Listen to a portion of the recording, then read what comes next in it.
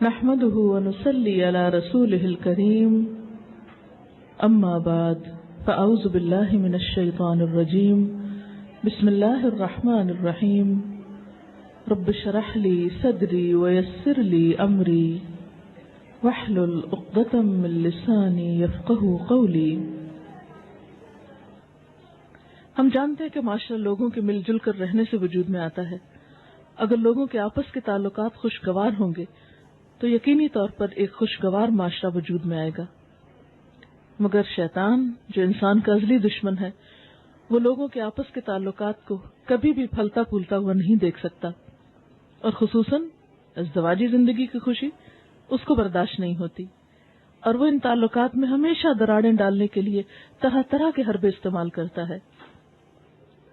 اس لیے ہم سب کو اس بات کی طرف خاص توجہ دینے کی ضرورت ہے کہ کہیں کسی بدگمانی کا شکار ہو کر، کسی نیگیٹیوٹی کا شکار ہو کر ہم آپس کے تعلقات کو بگاڑے نہیں۔ اچھا گمان رکھو، اس لیے کہ اعمال گمان کی پیداوار ہوتے ہیں۔ اگر زندگی کی ابتدا بدگمانی سے ہو تو انسان کے تعلقات کبھی بھی اچھے نہیں ہو سکتے۔ آپ نے دیکھا ہوگا کہ جو سوچ ہوتی ہے انسان کی وہی عمل ہوتا ہے انسان کا۔ پہلے سوچ ہوتی ہے پھر عمل ہوتا ہے۔ اگر انسان کی سوچ اچھی ہو، عمدہ ہو، تو عمل لازماً اچھا ہوگا، اور اگر سوچ میں خلل ہو، انسان شیطان کے وسوسوں کا شکار ہو جائے تو عمل میں کبھی اصلاح نہیں ہو سکتی۔ آپ صلی اللہ علیہ وسلم نے فرمایا کہ ہر روز شیطان کا دربار لگتا ہے، اور اس میں وہ سب شیطانوں سے پوچھتا ہے، یعنی ابلیس جو ہے اس کا ایک دربار لگتا ہے، اور سارے بھٹکانے والے شیطان اس کے پاس حاضری دے کے اپنی رپورٹ پیش کرتے ہیں۔ وہ ان سے پوچھتا ہے سب سے بڑا کارنامہ کس نے کیا؟ ایک کھڑا ہوتا ہے کسی بہت بڑے غلطی کا ذکر کرتا ہے، میں نے فلاں سے چوری کروا دی، فلاں سے زنا کروایا، فلاں سے یہ کروایا۔ وہ کہتا ہے کچھ نہیں کیا، کچھ نہیں کیا، کچھ نہیں کیا۔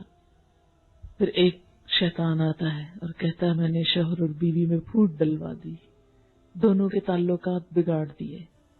وہ کہتا ہے شاباش، تم نے سب سے اعلیٰ کام کیا، اور وہ اس کے سر پہ تاج پہناتا ہے کہ دنیا کا بدترین کام شوہر اور بیوی کے تعلقات خراب کرنا، وہ کوئی بھی ہو، خواہ وہ ساس ہو، خواہ وہ کوئی اور انسان ہو۔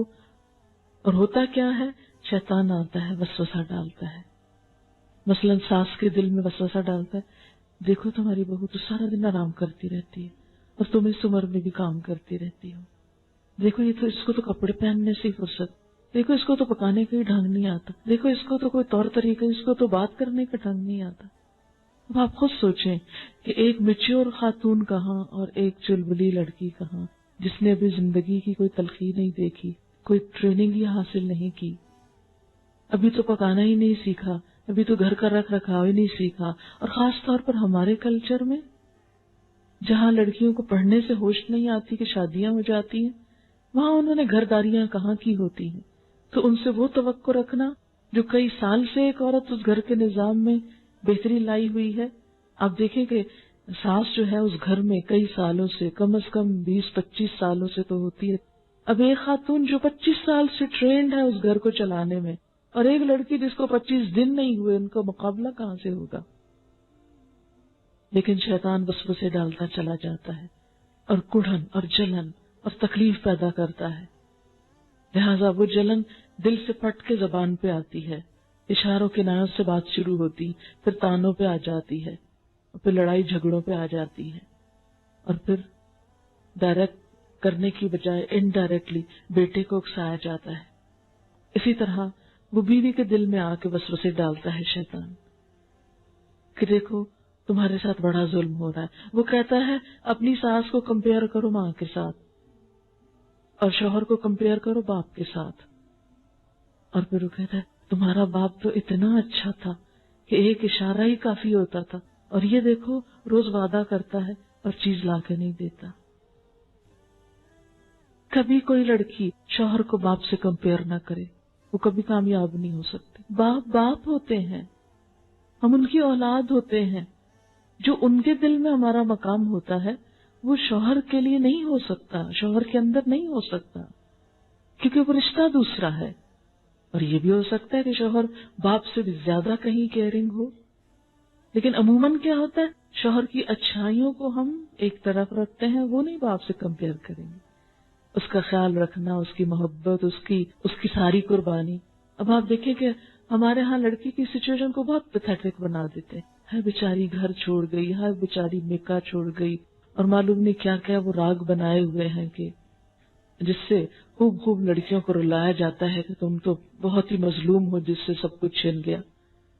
حالانکہ یہ نہیں دیکھتے کہ وہ ماں جس نے ایک بیٹا پیدا کیا، وہ پالا پوسا بڑا کیا، اس کو پڑھایا لکھایا، اس کو کمانے کے قابل بنایا، پھر اس نے گھر بنایا، ایک باہر سے آنے والی کو وہ سب کچھ دے دیا، تو جس ماں نے اپنا بیٹا دے دیا اس سے بڑی اور کیا قربانی مانگی جائے گی؟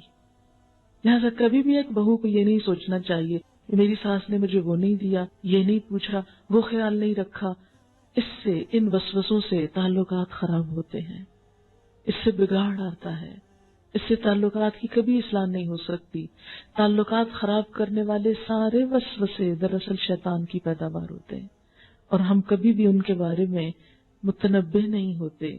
ایمان والوں کی صفت بتائی گئی، اذا مسہم طائف من الشیطان تذکروا فاذا ہم مبصرون، کہ جب انہیں شیطان کا کوئی وسوسہ چھو جاتا ہے تو یکایک ہوش میں آ جاتے اور وہ دیکھنے لگتے، نہیں یہ ایسے نہیں ہو سکتا۔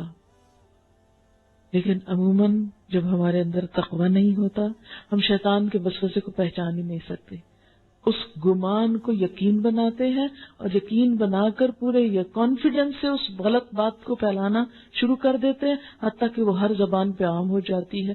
پھر وہ سارے ہمیں ایک گواہی میسر کرتے ہیں اور ہم اپنے آپ کو ایک غلط طریقے پہ ڈال لیتے ہیں، اور اس طرح بسا اوقات زندگی جہنم بن کے رہ جاتی ہے۔ تو یاد رکھیں کہ یہ سب سے بڑی ابلیسی کوشش ہے، شوہر اور بیوی کے تعلقات کو خراب کرنا، خواہ وہ کوئی اور عورت ہو جو کسی عورت دوسری کا گھر خراب کر رہی ہو۔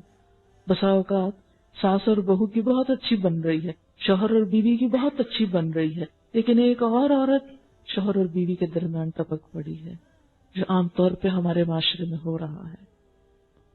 اور یہ ظلم بھی عورت پہ ڈھا رہی ہے، جو گھروں کو برباد کر رہی ہے۔